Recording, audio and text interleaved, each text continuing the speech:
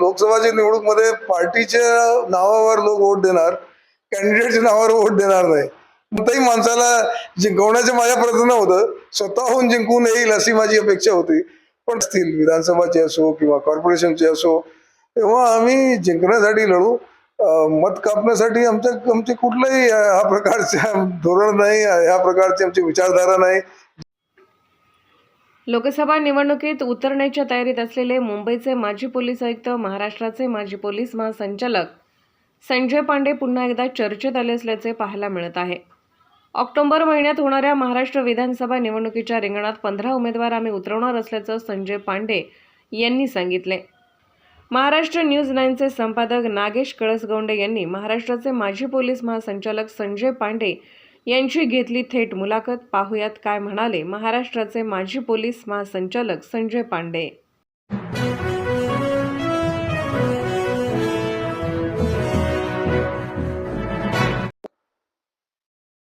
नमस्कार, मी नागेश कळसगौंडे. महाराष्ट्र न्यूज 9 मध्ये आपल्या सर्वांचे स्वागत.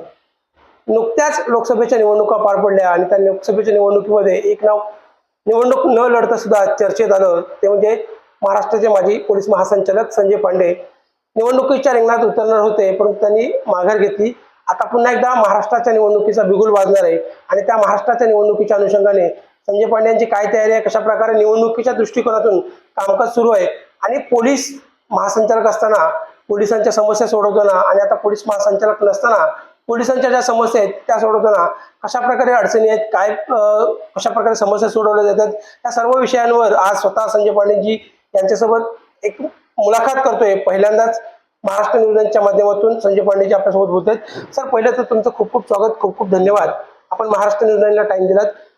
नुकत्याच लोकसभेच्या निवडणुका पार पडल्या. लोकसभेच्या निवडणुकीमध्ये आपण उतरणार अशी चर्चा होती, तयारी सुद्धा झाली होती, पण तू ऐनवेळी माघार घेतलीत, काय सांगा? माघार म्हणजे घेण्याच्या कारण म्हणजे असंच होतं की आम्ही थोडाफार म्हणजे जे ग्राउंडवरची जी काही परिस्थिती आहे ते बघितली आणि ग्राउंडवरची परिस्थितीवरून असं वाटलं की लोकसभाच्या निवडणुकीमध्ये पार्टीच्या नावावर लोक वोट देणार, कॅन्डिडेटच्या नावावर वोट देणार नाही. म्हणून खरी परिस्थिती अशी होती की म्हणजे तिथून जिंकून येण्याचे चान्स फार कमी होते आणि विनाकारण लोक असं म्हणायची सुरुवात करत होते की आम्ही दुसऱ्याला जिंकवायसाठी तिथे उभा राहणार आहोत. तर तो दुसऱ्या कोणत्याही माणसाला जिंकवण्याचं माझ्या प्रयत्न होतं, स्वतःहून जिंकून येईल अशी माझी अपेक्षा होती. पण तो काही संभव मला वाटतं लोकसभामध्ये पार्टीशिवाय शक्य होता असं मला वाटलं नाही, म्हणून मी माघार घेतली. असं पण तुम्ही सांगता की लोक म्हणजे त्यावेळेला अशी सुद्धा राजकीय लोकांकडून चर्चा झाली की संजय पांडेजी लोकांची मतं कापण्यासाठी निवडणुकीच्या रिंगणात येतात, तर त्यावेळी तुम्ही उत्तर दिलं नव्हतं, पण नक्की त्यावेळेच्या परिस्थितीनुसार तुम्ही माघार घेतली. आता त्या लोकांना काय सांगलंय? निवडणूक तर तुम्ही लढलं नाही, पण काय मेसेज आहे? नाही, ज्या लोकांनी असे मत व्यक्त केले, अहो त्यांनी त्यांच्या समजुतीप्रमाणे केले असतील, पण मी त्यांना एवढं सांगू इच्छितो की मी केव्हाही कोणतीही जर लढा लढली असेल तर तिथून मी पडणार अशी लढा लढायला मी तयार नाही. आणि म्हणून जर येणारे इलेक्शन्स जेव्हाही असतील, विधानसभाचे असो किंवा कॉर्पोरेशनचे असो, तेव्हा आम्ही जिंकण्यासाठी लढू. मत कापण्यासाठी आमचे कुठलंही ह्या प्रकारचे धोरण नाही, ह्या प्रकारची आमची विचारधारा नाही. ज्या उमेदवार आम्ही उभे करणार आणि तसे निवड उमेदवार आम्ही उभे करणार, त्यांना जिंकण्याची शक्ती असेल तेव्हाच आम्ही, जिंकण्याची शक्ती असेल तेव्हा आम्ही त्यांना उभे करणार. तुम्ही सांगता की लोकसभेच्या निवडणुकीच्या वेळी तुम्ही सांगितलं की पक्षाला मतदार करत असतो. पार्टी रजिस्ट्रेशनच्या तुम्ही प्रक्रियामध्ये आहात का? नक्की काय प्रोसेस आहे? कुठेवर तुमचंपर्यंत रजिस्ट्रेशनचं जे आहे पार्टीचं कोणत्या स्टेजला आहे, काय सांग? पार्टी रजिस्ट्रेशनच्या बाबतीत आमची सर्व घटना तयार झालेली आहे. आमचे जे निवड काही सभासद पाहिजे असतात रजिस्ट्रेशनसाठी, त्यांचं सगळ्यांच्या ॲफिडेव्हिट सगळे तयार आहे. थोडाफार आमची अडचण ते कार्यकारिणीच्या बाबतीत आहे. त्यामध्ये विभिन्न समाजाच्या लोकांना ठेवण्याचा माझा स्वतःचा दृष्टिकोन आहे आणि त्याप्रमाणे आम्ही बरेचशा लोकांच्या चर्चाही सुरू आहे, आपण इंटरव्ह्यू म्हणा तेही सुरू आहे आणि त्यांची निवड थोडीफार त्याच्यामध्ये दिरंगाई होत आहे. पण ते सुद्धा मला वाटतं की या पुढच्या आठवड्याला किंवा 15 दिवसांनी तो पण संपूर्ण होऊन जाईल आणि ऑगस्ट 15 पर्यंत किंवा ऑगस्टच्या शेवटच्या आठवड्यापर्यंत आमच्या पार्टीचं रजिस्ट्रेशन शासनामार्फत होईल अशी माझी अपेक्षा आहे. तुम्ही स्वतः मुंबईचे पोलीस आयुक्त राहिलात, महाराष्ट्राचे पोलीस महासंचालक राहिले होतात, की त्यावेळेला पोलिसांच्या ज्या समस्या येतात सर्व्हिसमध्ये असताना सोडवताना आणि आता सर्व्हिसमध्ये नसताना सुद्धा पोलिसांच्या अपेक्षा आहेत की आपण पोलिसांच्या समस्या मांडाव्यात, शासनाकडे न्याव्यात, त्या सोडवाव्यात. त्या दोन्हीमध्ये काय अंतर आहे? सोडवताना किती म्हणजे त्रास होतो, किती समस्या सोडवल्या जातात, काय सांगा? सर्वात मोठा मुद्दा तर असा आहे की पोलिसांच्या मत मांडण्यासाठी खरं म्हणजे महासंचालक आहेत, पोलीस आयुक्त सुद्धा डायरेक्टली शासनाशी संपर्क साधतात आणि प्रपोजल्स पाठवतात, प्रस्ताव पाठवतात. पण जसे वेगवेगळे मतदारसंघ करण्यात आलेले आहे, मागे सुद्धा आम्ही याच्या बाबतीत लिहिलंही होतं की आपल्याला पदवीधर मतदारसंघ आहे, तसंच शिक्षकांच्या वेगळा मतदारसंघ आहे. तर आम्ही जे 24 तास काम करणारे लोक आहोत, जसं पोलीसचे आहेत, फक्त पोलीस नाही, आता होमगार्डही आहे, तुम्ही डॉक्टर्स म्हणा, नर्स म्हणा, त्याच्यानंतर फायर ब्रिगेडचे लोक म्हणा, म्युन्सिपॅलिटीचे, त्यांच्यासाठी वेगळा मतदारसंघ का नाही? आणि जर जोपर्यंत ते होत नाही तर मला असं वाटतं की जर पोलिसांचे आणि इतर हे असे जे लोक आहेत त्यांचे जर प्रश्न सोडवायचे असतील तर कसे काय प्रश्न सोडवले जातील? म्हणजे जर आपण महापालिकाकडे अर्ज केलं तर महापालिकाकडे त्यांचे पॉवर असेल तर ते सोडवतील, पोलिसांच्याकडे अर्ज केला, आयुक्तांकडे असेल, महासंचालकांचे पॉवर असतील तर सोडवतील. मात्र काही प्रश्न शासनापर्यंत त्यांना पाठवावे लागतात आणि बरेचसे प्रश्न शासनाकडे पाठवावे लागतात. तर अशा वेळी म्हणजे हे उशीर होतो. तर मला असं वाटतं जर आपल्याला आपलाच रिप्रेझेंटेटिव्ह डॉक्टरच्या म्हणा, नर्सच्या म्हणा, होमगार्ड म्हणा, जेलचे कर्मचारी आहेत, त्यांच्या जर रिप्रेझेंटेटिव्ह तिथे गेलं तर तो थेट शासनाकडे स्वतः प्रस्ताव घेऊन जाईल. मग ती अडचण कमी होणार, थोडाफार लवकर त्याच्यावर निर्णय होईल असं मला वाटतं. आणि म्हणून या पक्षाची संरचना आणि पक्षाचा विचार आमच्या मनात आहे. महत्वाचा मुद्दा म्हणजे ज्या पद्धतीने पदवीधर मतदारसंघ आहे त्यांचा एक रिप्रेझेंटेटिव्ह विधान परिषदेमध्ये जातो, शिक्षक मतदारसंघ आहे त्यांचा एक रिप्रेझेंटेटिव्ह विधान परिषदेमध्ये जातो. त्याच पद्धतीने त्याच धर्तीवर पोलिसांचा असेल, डॉक्टरांचा असेल, फायर सर्व्हिसेसचा असेल, त्या त्या पर्टिक्युलर फील्डमधल्या सर्व्हिसेसमॅनचा एक प्रतिनिधी विधान परिषदेमध्ये जावा, महाराष्ट्र शासनाचा प्रतिनिधी व्हावा, हीच अपेक्षा. सर, आता महाराष्ट्राच्या विधानसभेच्या निवडणुका कधीही घोषित होऊ शकतात, महाराष्ट्राचा रणसंग्राम सुरू होऊ शकतो.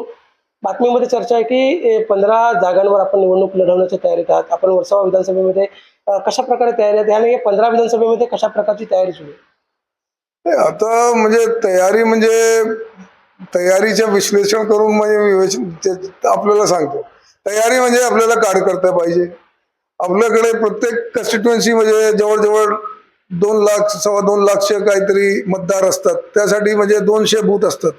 तर प्रत्येक बूथचे कमीत कमी 5-10 लोक तरी पाहिजे.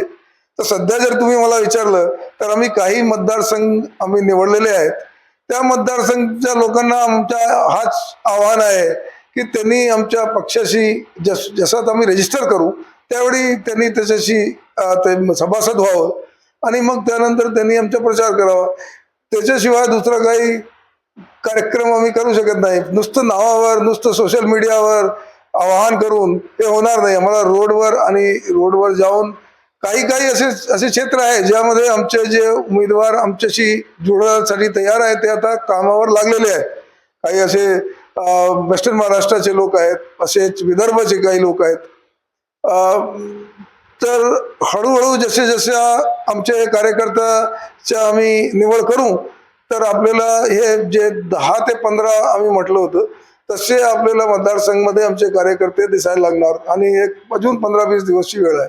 तुम्ही सांगता की 15-20 दिवसाची वेळ आहे. 15-20 जवळपास 15 कॉन्स्टिट्युएन्सी मी फोकस केलेले आहेत. तर विधानसभेच्या निवडणुकीच्या अनुषंगाने संजय पांडे यांचा महाराष्ट्राचा दौरा सुद्धा तुम्ही विविध मतदारसंघामध्ये जाऊन करणार आहात. तर कशा प्रकारे लोकांना आव्हान आहे की एक नवीन चेहरा पुन्हा एकदा राजकारणात येतोय, प्रशासकीय सेवाचा अनुभव आहे, तर लोकांकडून तुमची काय अपेक्षा आहे आणि लोकांना काय तुम्ही या माध्यमातून सांगू इच्छिता, काय सांगा? पहिल्यांदा तर आम्ही काय करणार आहोत त्याच्या बाबतीत आम्ही सांगू इच्छितो. ठीक आहे, महाराष्ट्रामध्ये पार्टीज आहेत, त्यांनी सुद्धा चांगले काम केले आहेत आतापर्यंत आणि बहुतेक करताही आहेत. पण माझ्या प्रशासकीय अधिकारी म्हणून जे माझा अनुभव आलेला आहे की बरेचसे लोकांचे जे अगदी गोरगरीब लोक आहेत त्यांची जी काही अडचणी आहेत त्यांच्या बाबतीत म्हणजे शासनापर्यंत पोहोचण्याचा कोणताही मार्ग नाही. तर पहिल्यांदा जे अगदी गोरगरीब माणसं आहेत ज्यांना कुठलाही साधन नाही, कुठलाही त्यांच्याकडे प्रावधान नाही, असे लोकांना मदत करण्याची आमची भूमिका राहील. आणि कशा बाबतीत मदत करायची? मदत आज शासनने जे काही निर्णय घेतला तो सगळ्यांना लागू असतो, हे तर मान्य असेल सगळ्यांना.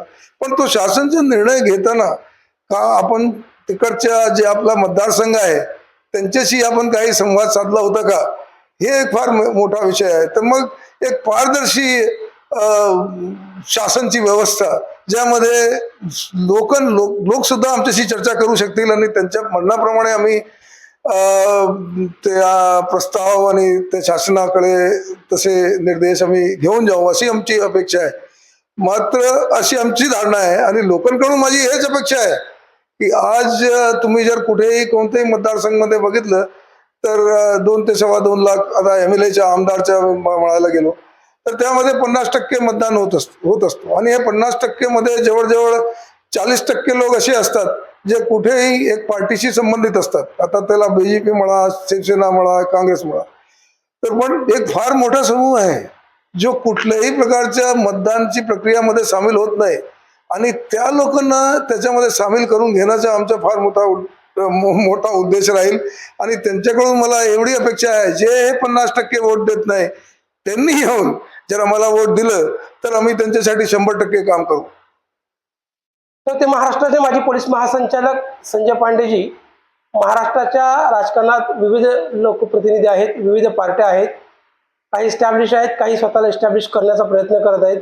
पण आता येणाऱ्या निवडणुकीच्या दृष्टिकोनातून येणाऱ्या महाराष्ट्राच्या विधानसभेच्या निवडणुकीच्या अनुषंगाने त्यांनी स्वतःची राजकीय पार्टी बनवण्याचा प्रोसेस सुरू आहे. जवळपास ऑगस्टच्या दरम्यान पार्टी घोषित होईल अशी आशंका आहे.